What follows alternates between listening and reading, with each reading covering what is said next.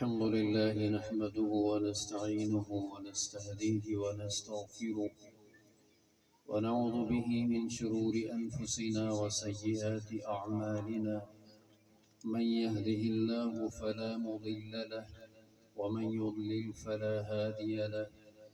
وأشهد أن لا إله إلا الله وحده لا شريك له. وأشهد أن سيدنا ومولانا محمدا عبده ورسوله. أما بعد فأعوذ بالله من الشيطان الرجيم. بسم الله الرحمن الرحيم. ولكم في رسول الله أسوة حسنة. صدق الله العظيم.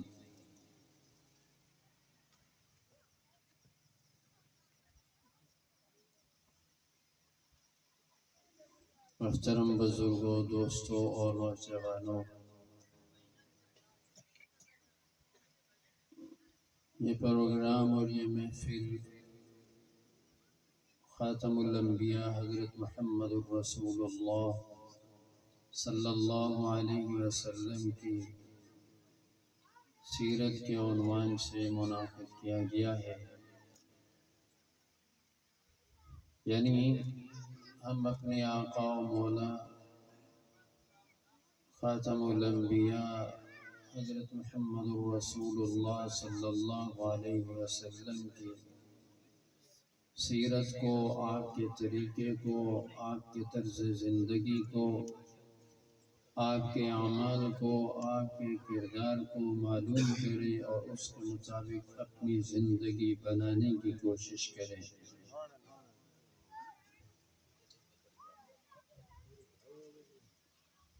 آپ صلی اللہ علیہ وسلم کا طریقہ زندگی سب سے اعلیٰ، آپ کی ہر ادا اعلیٰ، آپ کی ہر ادا نرالی اور شان والی. آپ صلی اللہ علیہ وسلم کی ذات اقدس وہ ہے کہ یوں کہیے کہ آپ صلی اللہ علیہ وسلم حسن و جمال کا وہ پیکر ہے کہ جو عادت، جو طرز عمل، جو کردار آپ کے ساتھ منسوب ہو گیا وہ اعلیٰ بن گیا. یعنی کسی چیز کو کمال ملا، کسی عادت کے اندر، کسی عمل کے اندر، کسی طریقے کے اندر، کسی کردار کے اندر خوبی اگر اور حسن آیا تو اس لیے آیا کہ آپ صلی اللہ علیہ وسلم نے اس کو اپنا لیا. آپ صلی اللہ علیہ وسلم کا طرز زندگی کیا تھا؟ اللہ تعالی نے ایک ہی جملے میں فرمایا اِنَّكَ لَعَلَى خُلُقٍ عَظِيمٍ. اے پیغمبر، آپ کے اخلاق، آپ کے اعمال، آپ کا کردار، آپ کا طرز زندگی، آپ کے اخلاق یہ عظمت اور شان والے ہیں، بڑے عظیم. آپ کو جو کردار ملا، اخلاق ملے، آپ نے جو اخلاق کردار اپنایا وہ بڑی عظمت اور شان والا، بڑی عظمت اور شان والا. اللہ جس چیز کو عظمت اور شان والا فرما رہے ہیں پھر اس سے بڑی اور عظمت والی چیز کوئی اور ہو نہیں سکتی. کیسے ہو کہ اللہ تبارک و تعالی نے آپ صلی اللہ علیہ وسلم کا جو ظاہر بنایا، یعنی جو جسم بنایا وہ بھی سب سے اعلیٰ. آپ کو اللہ تعالی نے جمال عطا فرمایا، جمال عطا فرمایا. اگر حسن اور جمال میں علمی طور پر فرق کیا جائے تو حسن و جمال میں فرق یہ ہے کہ حسن کہتے ہیں سر سے لے کر پاؤں تک خوبصورت ہونا، خوبصورت ہونا، لیکن ضروری نہیں ہے کہ ہر عضو بھی خوبصورت ہو۔ جمال یہ ہے کہ سر سے لے کر پاؤں، سر کے بال سے لے کر پاؤں کے ناخن تک پورا کا پورا جسم بھی خوبصورت اور ہر ایک عضو بھی اپنے اندر حسن و جمال لے۔ تو اللہ تعالیٰ نے ہم صلی اللہ علیہ وسلم کو جمال عطا فرمایا اور جمال بھی با کمال عطا فرمایا۔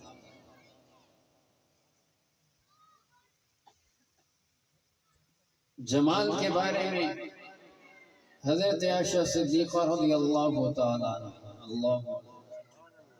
حضرت عائشہ صدیقہ رضی اللہ تعالیٰ عنہ کون ہیں؟ ام المؤمنین حضرت عائشہ صدیقہ رضی اللہ تعالیٰ عنہ، آپ صلی اللہ علیہ وسلم کی زوجہ مطہرہ،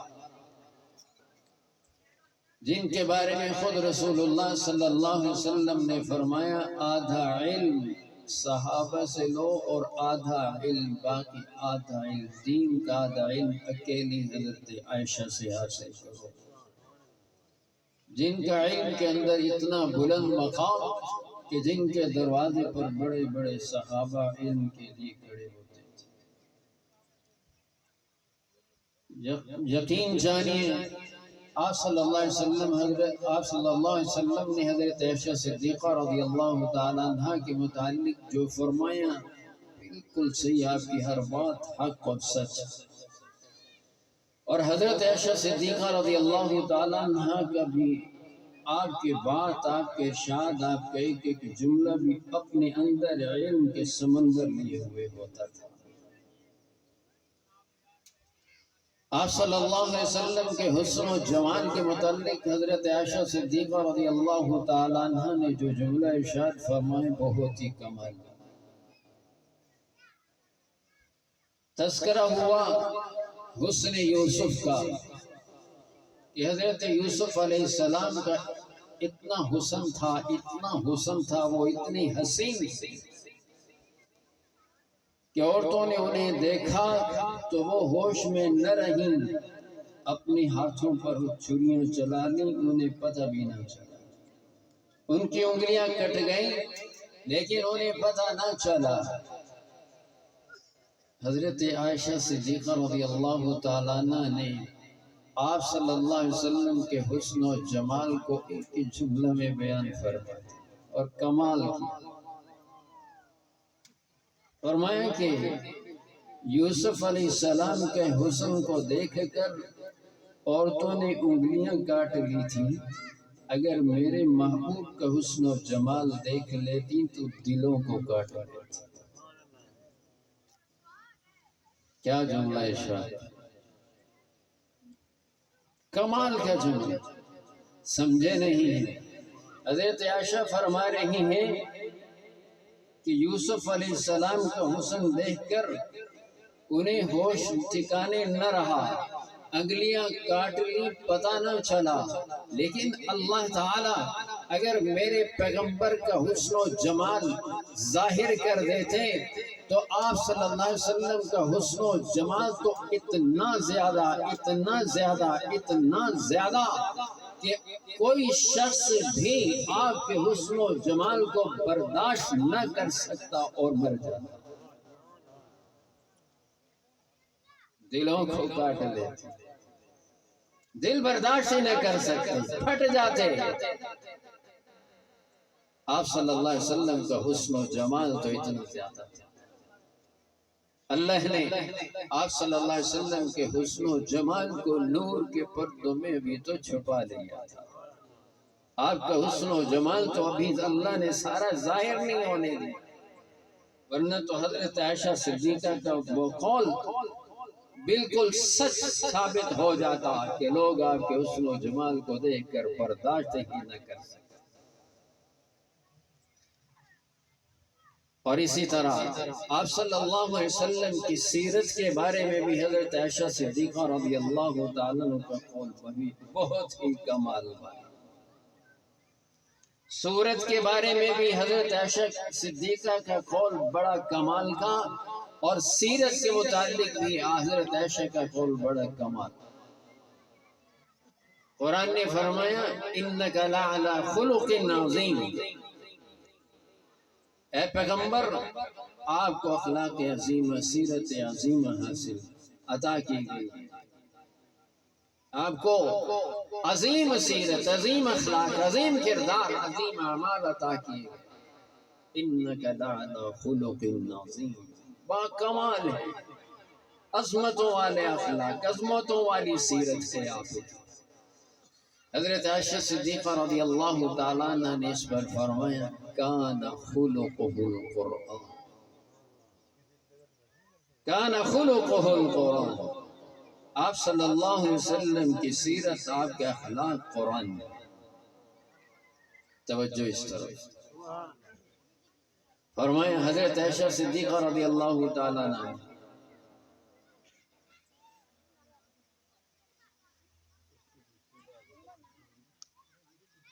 توجہ اس طرف، حضرت عائشہ صدیقہ رضی اللہ تعالیٰ عنہ نے آپ کی سیرت کے متعلق بھی کمال کا جملہ ارشاد۔ اللہ کہتے ہیں اے پیغمبر آپ کو اخلاق عظیم حاصل، عظیم سیرت سے آپ کی، اور حضرت عائشہ فرماتی ہیں کان خلقہ القرآن، آپ کی سیرت، آپ کے اخلاق، آپ کا کردار قرآن ہے۔ اللہ، قرآن آپ کی سیرت ہے، قرآن آپ کے اخلاق ہے، قرآن آپ کا کردار ہے۔ حضرت عائشہ صدیقہ رضی اللہ تعالی عنہ نے سمجھایا ہے امت کو کہ ایک قرآن تو وہ ہے جو کتاب کی صورت میں تم پڑھتے ہو، کتاب کی صورت میں تمہارے ہاتھوں میں ہے، جس کی تم تلاوت کرتے ہو، جس کو تم پڑھتے ہو۔ ابھی قاری صاحب نے آپ کے سامنے تلاوت کی، کیا خوب انداز۔ قرآن چیز ایسی ہے کہ انسان پڑھتا رہے اور بور نہیں ہوتا، اس کا سرور اور کیف ہی کچھ عجیب ہے۔ پڑھنے والا اپنی انداز اور لے میں پڑھے تو سننے میں بھی مزہ آتا ہے۔ تو قرآن وہ کتاب ہے جس کو ہم پڑھتے ہیں، دیکھتے ہیں، آنکھوں سے لگاتے ہیں، سینے سے لگاتے ہیں، اللہ کی کتاب ہے، اس کی تلاوت کرتے ہیں۔ حضرت عائشہ فرماتی ہیں ایک اللہ کا قرآن عملی صورت میں، یہ تو قرآن ہے کتاب کی صورت میں، الفاظ کی صورت میں، کلمات کی صورت میں، لیکن ایک عملی قرآن ہے اللہ کا عملی قرآن، اور وہ رسول اللہ صلی اللہ علیہ وسلم کی ذات اقدس، وہ آپ صلی اللہ علیہ وسلم کی ذات اقدس۔ کدھر تم قرآن پڑھتے جاؤ ادھر آپ صلی اللہ علیہ وسلم کو دیکھتے جاؤ۔ قرآن کے ایک ایک لفظ، قرآن کا ایک ایک لفظ، ایک ایک آیت آپ صلی اللہ علیہ وسلم کی زندگی پر پوری فٹ ہو رہی۔ جو قرآن میں ہے وہی آپ صلی اللہ علیہ وسلم کی سیرت ہے۔ تو گویا ایک الفاظ کا قرآن اور ایک عمل کا قرآن۔ الفاظ کا قرآن جس کو ہم اور آپ پڑھتے ہیں، اور عمل کا قرآن آپ صلی اللہ علیہ وسلم کے ذات ہے۔ کان خلقہ القرآن۔ حضرت عائشہ صدیقہ رضی اللہ تعالیٰ عنہ نے بہت ہی گہرا، علمی حوالے سے، علمی طور پر بہت ہی گہرا جملہ ارشاد۔ کیا کمال ہے۔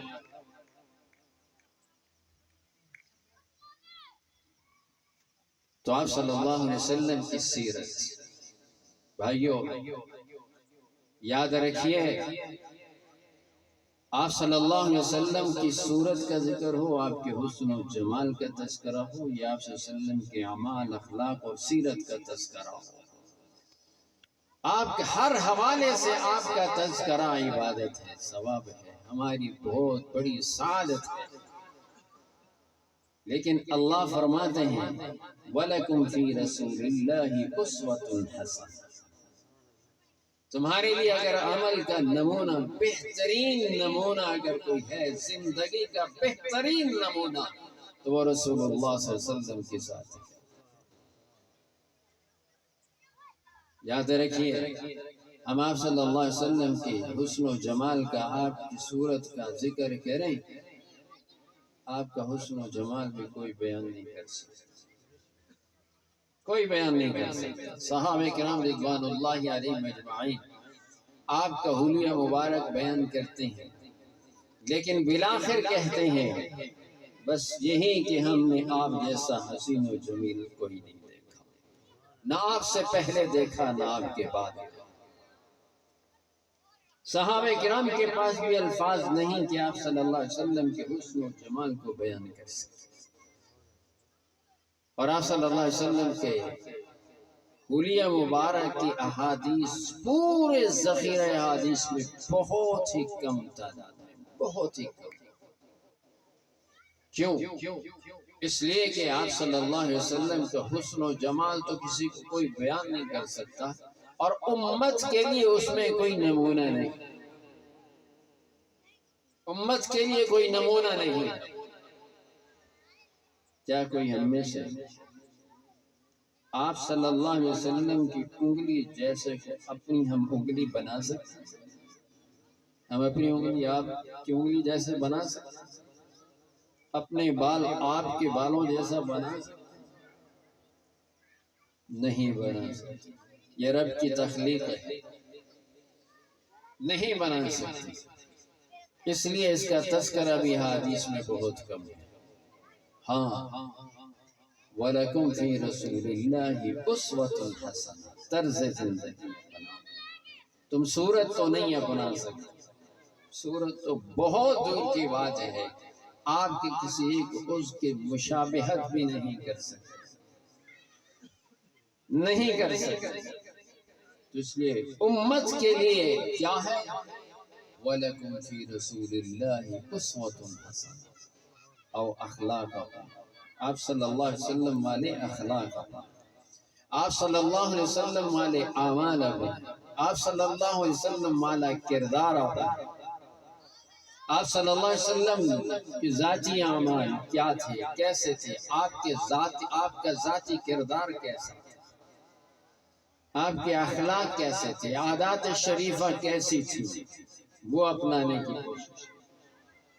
آپ گھر کے اندر کس طرح رہتے تھے، گھر والوں کے ساتھ کس طرح رہتے تھے، اس کو اپنانے کی کوشش کریں۔ آپ چھوٹوں کے ساتھ، بچوں کے ساتھ کس طرح رہن سہن تھا، کیا برتاؤ کرتے تھے، اس کو اپنائیں۔ بڑوں کے ساتھ کس طرح برتاؤ تھا، اس کو اپنائیں۔ آپ صلی اللہ علیہ وسلم نے بچپن میں کیا کیا تھا، اس کو اپنائیں۔ جوانی میں آپ کا کیا عمل تھا، اس کو اپنائیں۔ آپ صلی اللہ علیہ وسلم کی سیرت کو اپنائیں۔ ایک شہری ہونے کی حیثیت سے آپ صلی اللہ علیہ وسلم کا کیا طریقہ تھا، اس کو اپنائیں۔ گھر کے سربراہ کی حیثیت سے آپ کیا کرتے تھے، اس کو اپنائیں۔ دوست ہونے کی حیثیت سے آپ کی سیرت کیا ہے، اس کو اپنائیں۔ اور ایک شہر کے ذمہ دار ہونے کی حیثیت سے آپ کا کیا طرز عمل تھا، اس کو اپنائیں۔ مسجد کے امام تھے، کس طرح تھی، اس کو اپنائیں۔ خطیب تھے، آپ کا خطابت کا انداز کیا تھا۔ آپ ایک مجاہد بھی تھے، آپ عدالت کے جج اور قاضی بھی تھے، آپ اپنی مملکت اسلامی ریاست کے سربراہ بھی تھے، آپ حکمران بھی تھے، آپ کمانڈر ان چیف بھی تھے۔ یہ ساری زندگی میں جو جس شعبہ زندگی سے وابستہ ہے، آپ صلی اللہ علیہ وسلم کی سیرت کو اپنا سکتا ہے، تاجر کی حیثیت سے بھی اپنا سکتا ہے۔ آپ سے معلوم کرے زراعت پیشہ ہے، وہ زندگی ہے، تو وہاں کیا کرنا، آپ کی سیرت سے سب کچھ ملے۔ تو یہ سیرت ہے اصل ہمارے لیے نمونہ، ہمارے لیے کام کی چیز، اپنانے کی چیز، وہ آپ صلی اللہ علیہ وسلم کی سیرت۔ اور اسی کو اللہ تعالیٰ نے فرمایا وَلَكُمْ فِي رَسُولِ اللَّهِ أُسْوَةٌ حَسَنَةٌ۔ کہ آپ صلی اللہ علیہ وسلم سے زیادہ بہترین کسی اور کی زندگی ہو سکتی، کوئی اور طرز عمل ہو سکتا ہے؟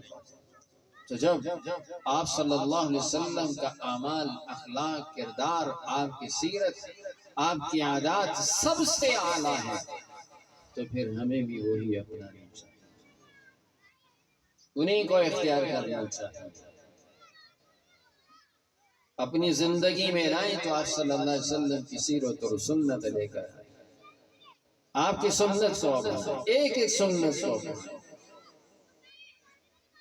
اللہ بھی یہی فرماتا ہے، تو اس لیے اصل زندگی بولے، اگر اپنی زندگی میں حسن لانا چاہتے ہیں، اپنی زندگی کو خوبصورت بنانا چاہتے ہیں، اپنی زندگی کو پرسکون بنانا چاہتے ہیں، تو پھر سب سے بہترین طریقہ رسول اللہ صلی اللہ علیہ وسلم کی سنت و سیرت۔ اللہ تعالی ہمیں عمل کرنے کی توفیق عطا فرمائے۔ آخر دعوانا ان الحمد للہ رب العالمین۔